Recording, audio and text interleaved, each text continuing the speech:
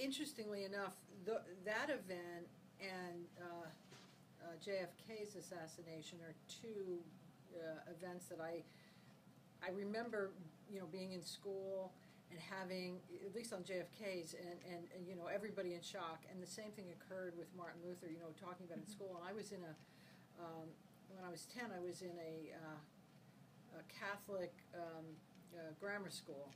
And, that was a big topic of conversation. Both of them were. And we were devastated. And it's funny, at 10 years old, you actually think about someone is assassinated, somebody who is famous.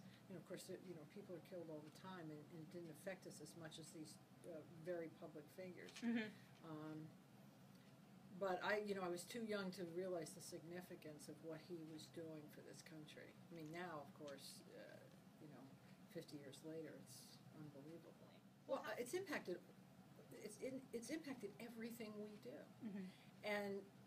When you think about it, the speech was in 1963, and when he talked about what had occurred 100 years earlier, here he was at the Lincoln Memorial talking about emancipation and what had not occurred in the 100 years before that speech, and how little the African American population had been able to develop and be part of the fabric of this country, and that they were still being held back by segregation and all the civil rights issues that he brought up.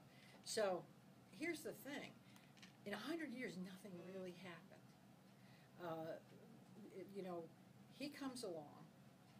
And by sheer force of will, he's able to create a whole movement that is also founded on a peaceful solution. And 50 years later, we have a black president. So some would say, and it took another 50 years to get somewhere. But what I say is that what he did was to really speed up a process that was necessary, and he did it in a peaceful way. And unfortunately, he lost his life. And I think that's a lot of times why he's compared to, Christ, and he's compared to Lincoln, people that have given their life for their people. Well, I think tolerance, inclusion, giving people a say, giving people an opportunity to participate in the process, and I think we do that. And I look around the Florida legislature. We have a very diverse and inclusive population of members that are working together, and I don't think that would not have occurred 50 years ago. 50 years ago, the Florida House, if it had, I don't even know if it must have had one woman. I don't think it had any African Americans. And they were all white men. Now we have a very diverse group of members of the legislature who are elected by the citizens. So the citizens that they represent are a diverse group of people who are involved in the process.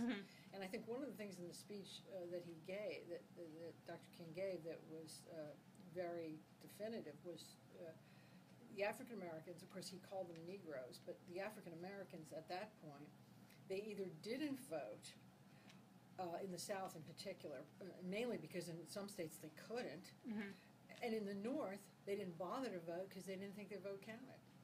And now, look at this. Yeah. Everyone's vote does count. Everyone. So I think there's been, he made a significant impact on this country. Yeah, but I think it won't be a message centered on a race or a religion.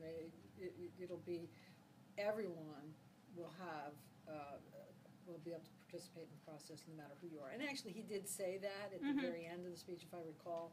He talked about pretty much everyone is to be free. Free at last, I think, and it was all of us. So I think the impact will continue to be felt, and I think the major thing was the peaceful protest, the peaceful kind coming together. And I that I admire more than anything is that he didn't want to force anything. Mm-hmm. He wanted, one of his comments, I believe, was that at the speech there were a number of white people there, and he said, "See, we can do this together." And Mm-hmm. I think that message has got to be always that we can do whatever we need to do peacefully and working together. You certainly don't. You certainly can't get anywhere if you force your way. Right.